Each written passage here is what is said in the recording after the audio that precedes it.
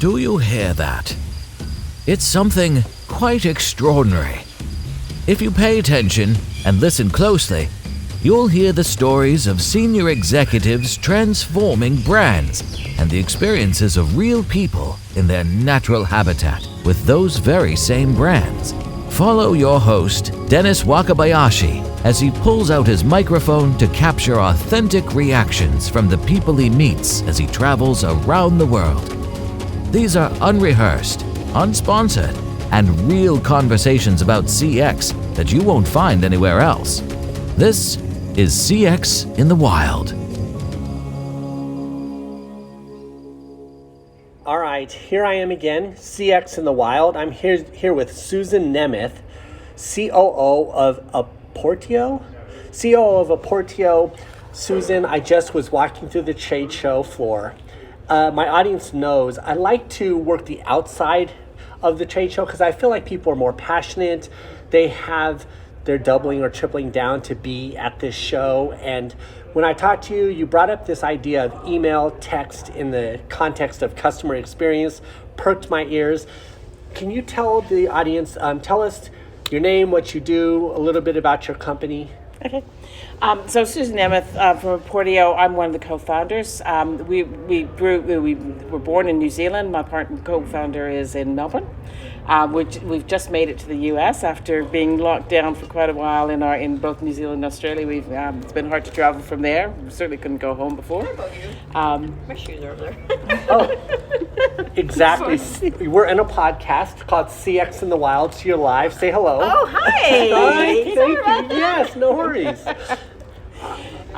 So a few years ago, we were looking at what are the things that really make it hard in contact centers to communicate with their customers. And we understand that a lot of people like to use the phone, but that's really expensive for contact centers to manage phone conversations. And I think probably anybody you talk to will have had sat on a phone for hours, particularly during COVID, as the staff were furloughed, and you're trying to get through to your contact center. I know I spent many hours on many different contact centers just trying to get through on voice, and most of the time, I don't actually need an answer that minute, and I could probably communicate what I need much better in an email or text, but companies don't like taking email text because it is actually hard to read until we came along and we read the emails for them.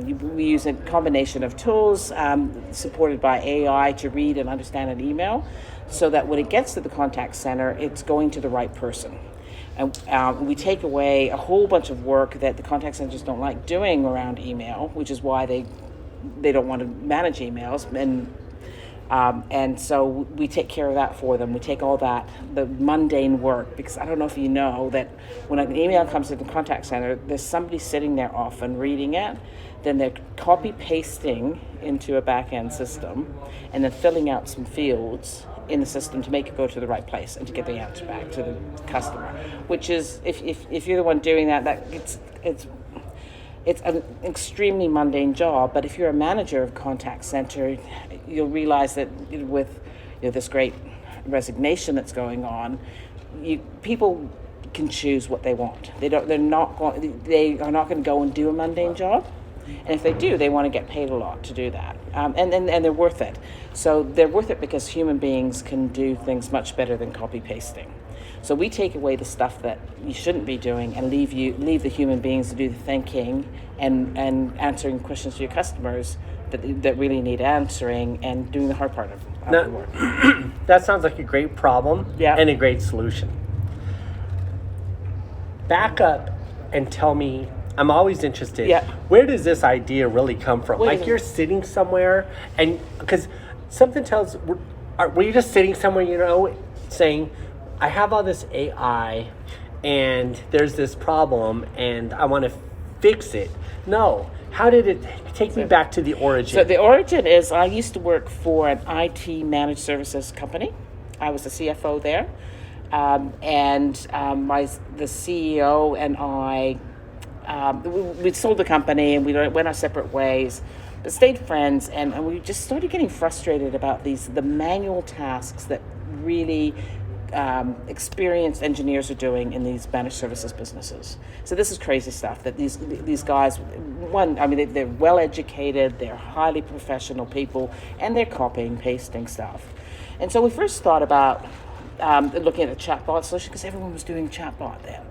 And having talked to a few customers, they went, actually, I don't want another channel, or if I do, the chatbot's not working for me because it's a little bit cumbersome, and then it's taking me ages to train it, and it's not meeting my customer needs. And I think anybody that's listening to this podcast has been on a chatbot that's not meeting their needs. So, but they said, you know what? Our problem is that we have this massive emails that come through. We have thousands of emails that come through every month, and we're doing manual tasks. So we've built all these amazing automations, but to kick off the automation, I need a level 2 person reading an email and kicking it off, which seemed insane to us. So automations are now automations because the email comes in and it kicks off the automation because we've done all that filling out the fields, that thing that the engineers used to do. And so the engineer's picking it up, knowing what the topic is. It's the right engineer because that topic is the one they specialize in. So we started out in the IT sector because my CEO has been there 35 years. I've been in and out. I've been in customer land and managing IT teams. I'm finance background, but a lot of times the IT teams reported to me, and I'm just going, oh my God, you guys are doing such so horribly manual work. So I've gone in and out. I've been in software providers with the same problem. They're doing a lot of manual work. So our mission is to take away the things that machines can do so that humans can do the things that humans are meant to do, which includes thinking and solving problems and serving customers. So walk me through the loop. Email comes into a server. Yeah. Your solution picks it up at the server, says, let me format this for our automations. It formats it, goes in the automations, it goes to the right person responds, and then what happens? It goes right back out through email to the original sender? Yeah. And so it goes right back out to email to the original sender, and then most email conversations are a couple times. Yeah. So the person sends an email back. Now, most of the time, unless you put a ticket reference in and the person picks up that ticket reference, it'll start a whole new conversation with somebody else. So our algorithm recognizes that it's part of the same conversation, even if you didn't put the ticket number in. So the email comes back, so it gets recognized as part of the same conversation. So the same agent is picking it up, or if it's a new agent on at that time, they're getting all the background to it. But that's coming to the specialist in that area. So it's filtered. So the thing that we do when it comes into our system, so you just relay the email to us, comes into our system, we basically break it down, as you said, and we tag it. So we tag it with urgency, the sentiment, the intent. So am I asking for something to be resolved, or am I buying something new? And usually we get down into the detailed topic. So in the IT sense, is it am I asking for I've got a broken laptop, I can't print, but then you go into the fine detail of, where's my printer?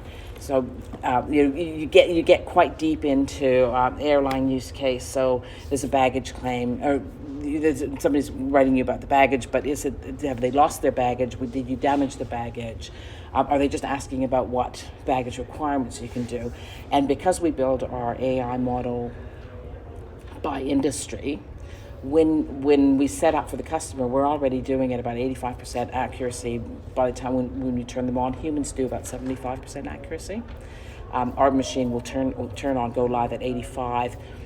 And within a couple of weeks of managing that company's emails, we'll get the accuracy rate up well over 90%. Wow, that's pretty impressive. Yeah. For a channel that's underutilized at the moment.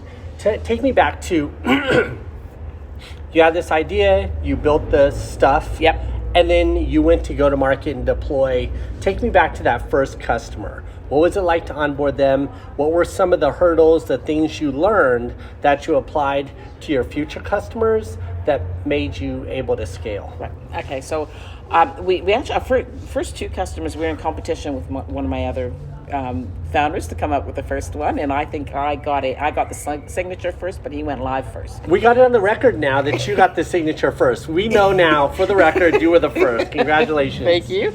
But he got the go live first. So our customers went on to, they just put, these are managed services customers that serve a number of their own customers. So anywhere from a couple hundred to a couple thousand customers that they have. And so they just put us onto a small group of them at first. Sure. Yeah. Just to make sure Yeah. that this was working well. So we had to prove ourselves firstly by doing the analytics, and then that went really slowly. We had to do the analytics. They had to test it and analyze it and test it. And we finally turned the thing on, and we weren't charging them until we turned the thing on. So trying to get them to test and push that through. So that was time consuming, and we learned through that we need to have the accuracy levels pretty high when we turn them on. So there was it would take us less time to build the model well before we turn them on than to turn them on and have them tested and find errors, and then we waste time. The other area that was of concern is that a lot of this information is it needs security. So we had a good secure system, but we have but going through that security setting and all the testing, because everyone's got their security teams and they're asking 100 questions. So we needed to front foot that. And make it really clear that everything is encrypted in transit and at rest, and we've just got our ISO 27001 certification today. We passed this morning. Congratulations! Oh my God! Yeah, oh my God, that was great.